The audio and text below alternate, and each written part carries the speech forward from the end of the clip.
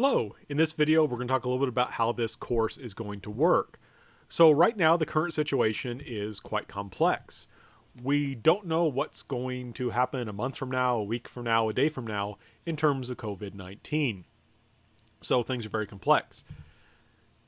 And because of that, we have to accommodate students, professors who may fall ill or have to quarantine, right? I may wake up early in the morning and feel sick. And I don't know if it's COVID-19 or just something one of my kids gave me, but I can't have class today. You might have a roommate who tests positive and now suddenly you have to quarantine. So we had to figure out how do we accommodate students and professors in this situation.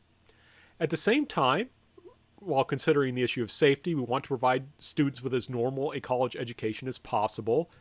And that means at least some face-to-face instruction, ideally. So this is a really complex situation, right? People could get sick and might miss 1, 2, 3, 4 weeks of class, depending on what happens, right? You could have a student have to quarantine multiple times. You have a professor who gets sick and can't return to in-person classes. We don't know. So it's very complex.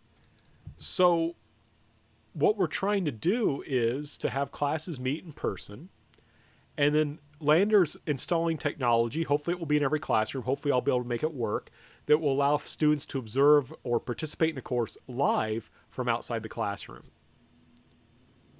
Right? That's kind of the idea. Want to make it so students can do that. At the same time, we're also trying to make it so students can catch up easily if they cannot attend class. Now that's a lot to try and do, but I think it's reasonable considering the situation, right? So from my perspective, I have to develop courses that can meet face-to-face, but that students can still kind of pop in online to watch, hopefully, but then two students can somehow catch up easily with the material. So the problem is, in a sense, I could just say, okay, come to class if you can. If you can't, I'm going to record it and just listen to it when you want.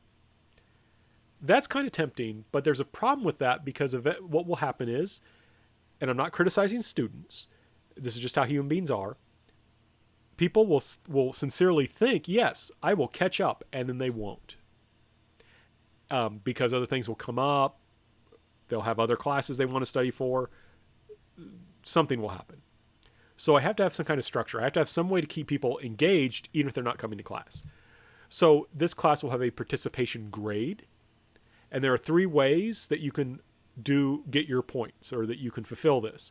1 is just to attend class. 2 is to come in virtually, if that option works. And 3 is to complete an assignment. So you wake up, you feel sick. You can just decide right then and there, I'm going to come in virtually. I feel well enough to sit at my computer, if that option works. Or you may say, I can't get up. I feel terrible. I need to lay down.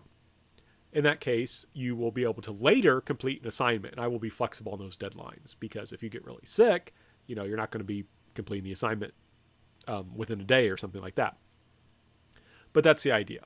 This way I can keep people engaged, keep people catching up with everything. Now, a little bit more about how to deal with this. First of all, when we do meet in person, at least at the time this video is being made, Lander is making masking required. So do wear your mask, or wear your mask. Social distancing is also needs to be followed, so don't sit next to someone at the very least. What's weird about COVID-19 is how it impacts people very differently. I have a relative who got it and was completely asymptomatic, never felt better in his life. He was doing just fine, but he had it and he could spread it to other people. I also had a friend who's a jogger, very athletic man, very healthy. He got it, and unfortunately he has asthma, and it went to his lungs, and he went to the ICU. At least while I'm recording this, he's still in the ICU, I believe. He's in the intensive care unit. So it can act in very weird ways. And they're students. I had a student whose mother is suffering from cancer. She takes immunosuppressant drugs. Those are drugs that weaken your immune system to help you kill the cancer cells, I believe. And for her, COVID-19 could be a death sentence. And I include this picture. These are my wife and I. We have two sons. They, of course, live with us. My elderly parents also live with us. They're both in their 70s. My mother has congestive heart failure. So if they get COVID-19, that would be really bad. So I want to stress, please do follow these rules. You may be safe and healthy. Others may not be. They may be in very difficult situations, and we need to respect that. So one thing I want to point out, this class, one way we keep the numbers down in the actual classroom is the class is divided in two parts. History 441 will meet on Tuesdays. So if you register for that, come Tuesdays. Honors 296 come Thursdays. Don't switch sections come your day you're assigned. Right? You won't get credit for attending the day other than the one you're assigned. The class meeting will be focused on discussions that will build on the online videos and readings and include additional viewing materials. All that stuff I can put online later on for people who weren't able to make class so they can complete the assignment. And every week a response paper and quiz will be due based on the response on filling out these response papers using information gained from the online videos and readings. Right? So every week you're going to have a response paper and quiz based on the online materials, either readings or videos. So if you were to go to our Blackboard page, you would see something like this. Right? There's the schedules for the different groups. This is the information for the final papers. And then there's the week 1, week 2, week 3, week 4 materials. At the time of this recording, I'm almost done getting up week 11. Hopefully I'll be completely done by the time the semester begins.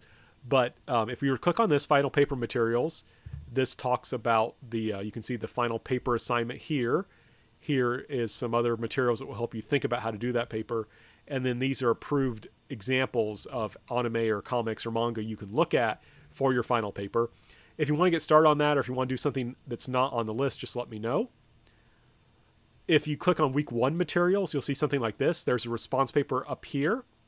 So the first thing you want to do is you'd want to click on this and then save the response paper, because the response paper will do helpful things like, say, answer the following questions based on the introduction video. And then you look at here and you can see, oh, there's the introduction video. Wonderful.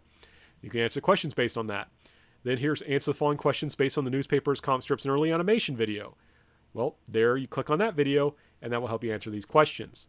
Then you would go, once you're done, you would click on this link and it will allow you to upload your assignment. So I think it's fairly simple and clear what will happen. And then, you do these assignments. And then, you do the assignments. You turn them in when they're due. And then you are in good shape. And you can go ahead and start doing them. You complete the assignment before class meets. And one thing I want to stress, all the assignments are due at the same time. So it doesn't matter which section you're in. There's no advantage in terms of when they're due. So a few ideas behind how I'm designing this course. This is meant to approximate an in-person version of the class in terms of the amount of work expected each week. It's just that there's more outside of class because it's an online hybrid, right? So you can kind of think about it this way. The homework is reading the PDFs and filling out the study guides. And you could, of course, fill them out as you listen to the lecture. But when I'm looking at the lecture, like the amount of lecture videos, I'm thinking, okay, the students meet for 75 minutes in person, and then we have this other 75 minutes when we don't meet, so the amount of video should be about 75 minutes.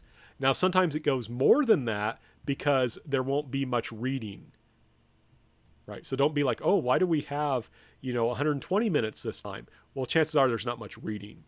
But basically, I used as my guide was trying to figure out, okay, about how long are students not going to be in class? Okay, 75 minutes. That's about how many minutes of videos I can have.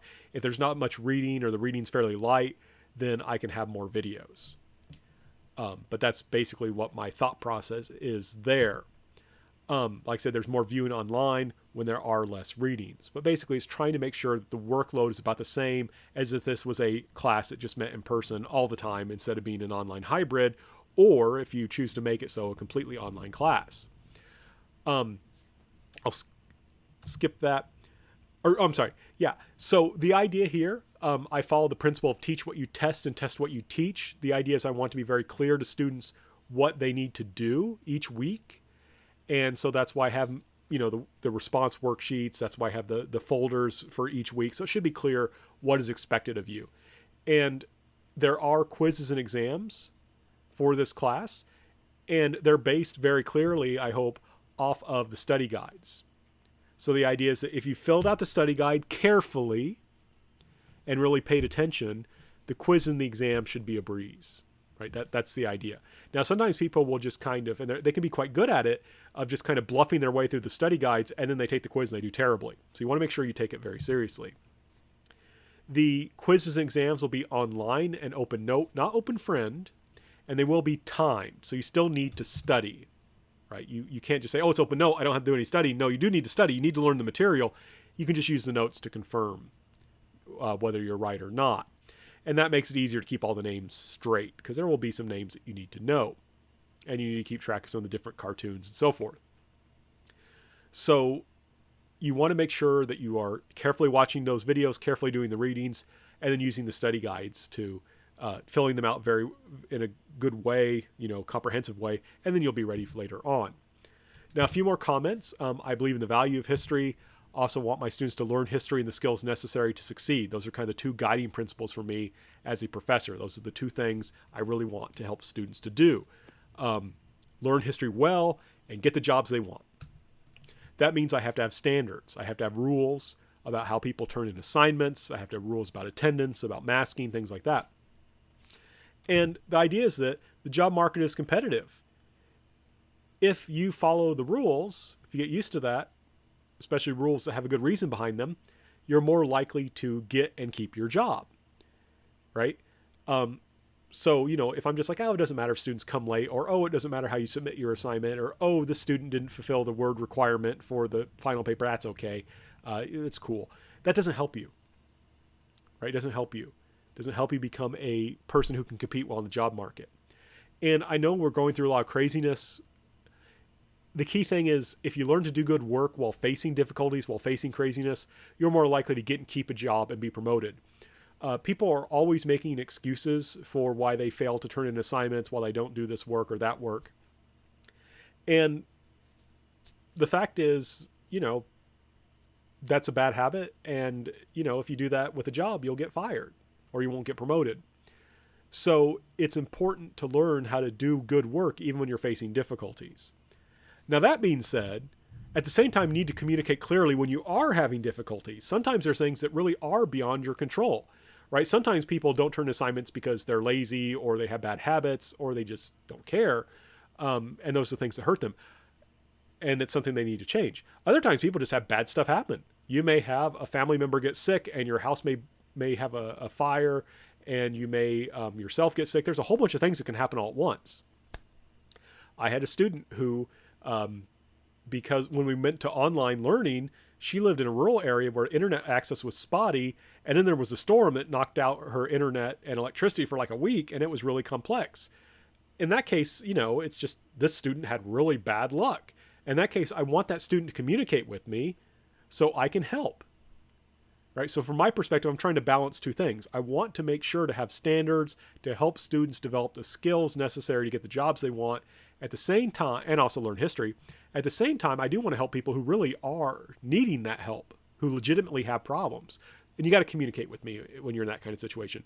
That student who I just mentioned, we were able to help her deal with the problem. We were able to help her get over those hurdles, and she did well enough in the class. One thing I cannot stress enough is do check email often, right? That's always important anyway, right? It's always important to check email. Otherwise, you get overwhelmed and then you'll miss scholarship opportunities and things like that. But think about this. I wake up at 7 a.m. I feel really sick. I have to cancel classes and go get tested for COVID-19. I send out an email to everyone, no class today, or class is going to be online, or watch this video, or something like that. If you don't check your email, you don't get that message, you show up to class, and you're like, where is everyone? You could have stayed home. Especially a big deal if you're a commuter student, so please do check email often. I would encourage you to go ahead and start work early. If you look at the schedule, you'll notice that the first week of class, there's a response paper due Thursday, and another due Sunday, right? Because we, first week, second week, got to get into things. Lots of comics to read, right? Lots of cartoons to watch. So I would encourage you to start early. Some people have been in contact with me, have been starting early. That's fantastic. But I would encourage you to start work early. That's why I made this video and I'm sending it out early. That's why I have a lot of the material up there. One thing I want to stress that I'm really happy about teaching this course, I teach a lot of depressing stuff. History is often depressing. In many ways, this is a fun course. I think the content is fun. I just want to stress it's even more fun when you think about it carefully, right? When we take the time to understand what goes into making an animation or to an anime or to a manga or comic, it's really awesome. And we get to know the people behind them. It's really cool. And the cultures they can tell us about. It's amazing, right? So I'm really excited about this class. I'm excited working with you all. And I hope this video is helpful. As always, if you have questions, just let me know.